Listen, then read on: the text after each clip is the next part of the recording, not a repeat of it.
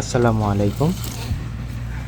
অবস্থান করছি গাজীপুর জেলার কাপাসিয়া উপজেলার রায়েদ ইউনিয়নের একটি গ্রামে। এই রাস্তা দিয়ে যাচ্ছিলাম, তারপর দেখলাম যে এভাবে জাল দেওয়া হচ্ছে আখের রস।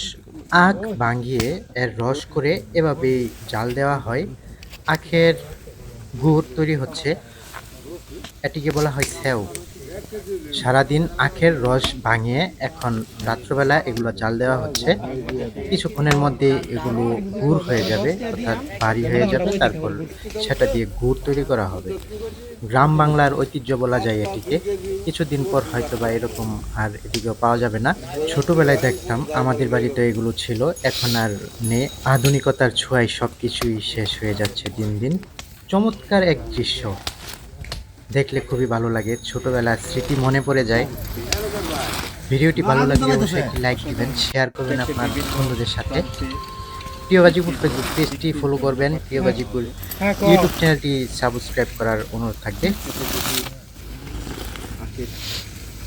সেও সেও সেও না?